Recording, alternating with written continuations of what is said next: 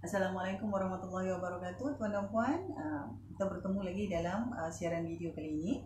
Dalam video kali ini kita akan membincangkan satu lagi bahagian tentang pengurusan bisnes bersyarikat, iaitu tentang mengurus partner. Mengurus partner. Baik, dalam video-video terdahulu tuan dan puan boleh rujuk semula. Kita ada membincangkan tentang bagaimana struktur dan penyusunan apabila kita menguruskan sebuah syarikat. Jadi kita ada syarikat senang berhad ataupun PLT yang membolehkan kita adanya pemegang saham untuk syarikat senang berhad dan pekongsi untuk PLT, dan kemudian kita ada lantikan ahli lembaga pengarah dan juga lantikan pekerja. Kita ada 3 bahagian begitu. Jadi dalam video kali ini kita akan membincangkan tentang bagaimana kita nak mengurus risiko apabila kita membawa masuk partner. Jadi partner ini ataupun rakan kongsi yang biasa perkataan tuan dan puan gunakan ini, dalam konteks tertentu kita perlu bincangkan secara lebih objektif, kita lebih fokus. Baik, untuk video kali ini kita bincangkan sedikit tentang bagaimana kita nak mengurus risiko berpartner ataupun membawa masuk rakan kongsi apabila kita menjalankan perniagaan dengan lesen enterprise. Dengan lesen enterprise. Baik, tuan dan puan, kita recap sedikit apabila lesen enterprise ini kita buka, bermakna perniagaan kita itu adalah seumpama kita.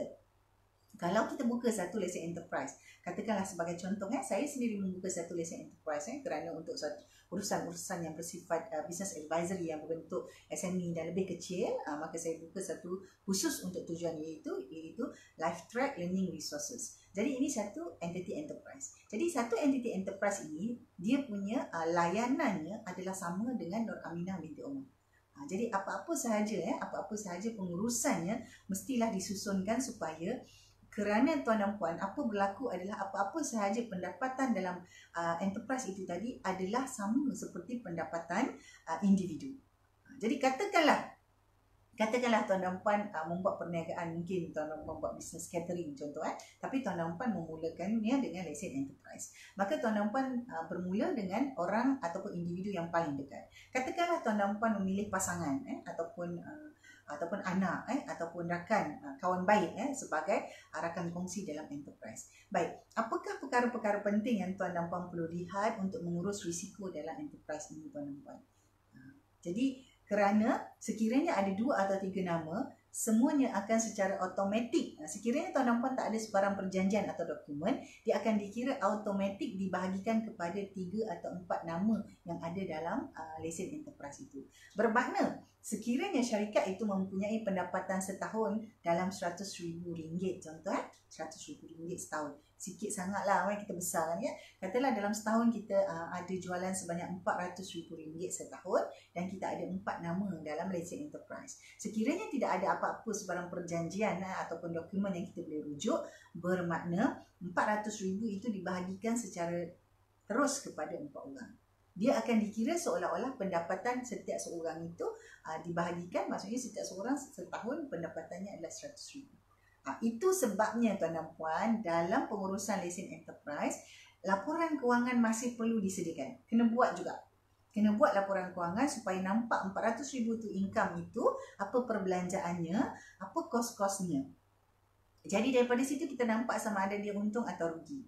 Jadi keuntungan atau kerugian baki itu pula akan dilihat sama ada dia itu adalah terus net yang akan, kalau kita tak declare apa-apa dia akan dikira net itu adalah kepunyaan 4 orang yang dibahagikan itu tadi pula. Itu yang bila enterprise ni, apabila tuan dan puan dah ambil gaji, kemudian tuan dan puan ambil lagi, itu akan jadi semua tu jadi pendapatan lagi. Pendapatan kepada tuan dan dikira masih pendapatan kepada tuan dan puan. Jadi untuk urusan enterprise ini perlu sangat berhati-hati.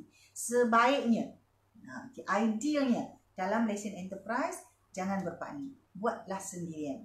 Tetapi sekiranya tuan dan puan sudah pun ada partner dan entah macam mana accidentally have a partnership in enterprise, kalau sudah ada, perbetulkan pengurusannya sekarang. Sekiranya tuan dan puan tidak selesa ataupun membuat keputusan itu secara satu kesilapan, maka tuan dan puan boleh keluarkan nama ataupun keluar daripada partnership itu.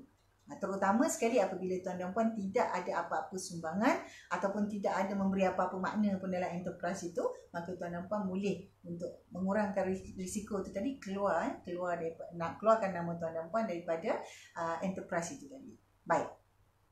Itu bahagian teknikalnya. Maka perbincangannya terus kita sambungkan tentang apa ataupun bagaimana caranya kita nak mengurus, macam mana kita nak mengurus risiko apabila kita membawa masuk partner ataupun rakan kongsi dalam konteks perkongsian lesen enterprise. Maksudnya partnership within an enterprise, partnership. Okey. Jadi daripada situ, perkara pertama semua orang ataupun individu-individu yang berada dalam partnership lesen enterprise itu pertama sekali mesti jelas dan faham apakah tujuan mereka berada dalam tu. Tuan letak nama dalam perniagaan dengan lesen enterprise itu apa sebabnya? What for? Ataupun kita kata why? Untuk apa? Jadi kalau bersetuju, contohnya dengan lesen enterprise ini kita akan membuka sebuah pusat jagaan kanak-kanak. Contohnya sebuah pusat jagaan kanak-kanak yang kita ada tujuannya gini untuk masyarakat setempat gini. Maka kita faham gini. Kita jelas. Apabila kita jelas tu maksudnya kita tahu bisnes tu apa. Risikonya apa kita tahu. Contoh katalah dengan lesen tu kita buka satu pusat jagaan kanak-kanak, kita tahu ada risiko di mana mungkin kita akan kena saman kerana aksiden, mungkin kita akan dapat komplain hari-hari, mungkin kita akan ada apa orang kata isu-isu pengurusan staf dengan JTK, mungkin kita ada isu kekurangan staf, mungkin kita akan ada isu untuk kutipan yuran. Jadi semua tu kita faham. Dalam bisnes enterprise tu kita kena jelas. Kalau kita tak tahu bisnes tu apa, risikonya apa, kelebihannya apa, kenapa kena buat bisnes tu, tak perlu. Untuk menguruskan risiko dari awal, semua nama yang ada dalam enterprise itu mesti jelas dan faham mengapa perlu mereka berada dalam lesen enterprise tu. Risikonya, apa yang dia dapat, semua dia kena jelas. Okey. Yang kedua, dia mestilah faham struktur pengurusan dalam perniagaan tu. Kalau katalah macam saya sebut tadi, kalau macam pusat jagaan dia kena faham. Oh, ada pengasuh ni kalau anak-anak bayi yang umur begini-gini, satu pengasuh 3 sahaja. Kalau umur begini-gini 4 tahun 5 tahun dah pergi tadika, dia kena faham. Ataupun mungkin bisnes catering, dia pun kena faham juga. Oh, catering ni kalau dengan government macam mana? Oh, kalau dengan private macam mana? Oh, okey, kalau dengan persendirian untuk kenduri kendara macam mana? Jadi dia kena tahu ni. Dia kena tahu konsep pengurusan. You must know the subject. Kita kena tahu apa tu orang kata bagaimana permainan dalam bisnes tu. Kita mungkin tak tahu buat bisnes tu, tapi kita kena tahu. Kita kena tahu apabila kita dah letak nama dalam lesen enterprise tu. Okey. Itu yang kedua. Yang ketiganya, kita kena faham apa segala peraturan yang ada apabila kita meletakkan nama kita dalam lesen enterprise tu. Apakah peraturan-peraturannya? Contoh yang pertama sekali, lesen enterprise ini ada peraturannya yang tertakluk kepada perundangan di Suruhanjaya Syarikat Malaysia, SSM. Contoh. Dan katalah kita menjalankan bisnes tertentu, katalah bisnes apa yang saya sebut tadi, bisnes pendidikan. Dia ada akta-akta kanak-kanak lah, akta keselamatan lah, akta pendidikan lah, dia ada. Kalau di bahagian makanan pun sama, dia perlu memenuhi keperluan keperluan akta-akta tertentu dalam industri dia. Kalau tak ada akta sekalipun, dia akan ada peraturan. Semua ni akan ada peraturan-peraturan yang perlu dipatuhi.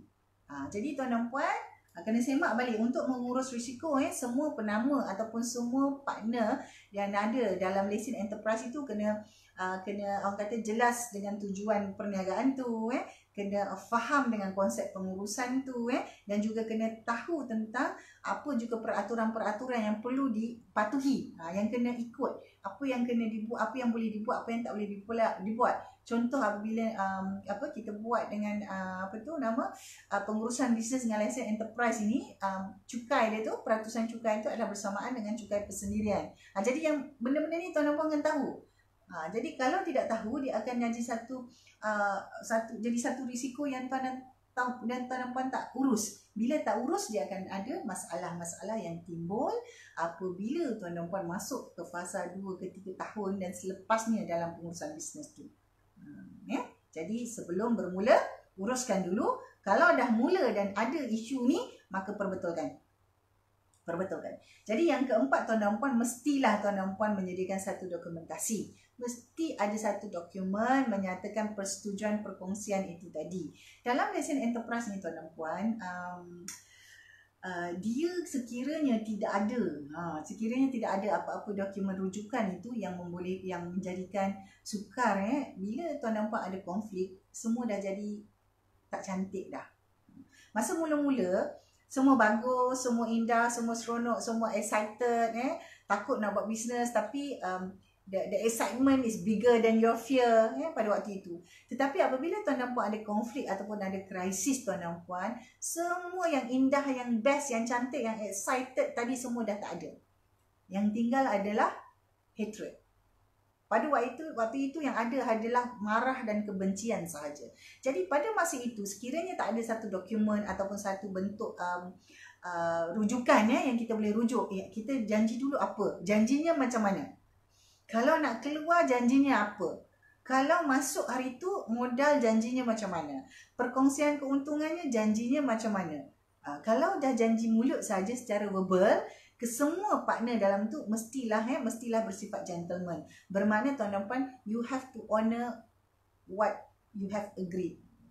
Tapi tuan dan puan, dalam keadaan krisis, dalam keadaan marah, dalam keadaan tak suka, susah untuk situasi yang cantik itu berlaku.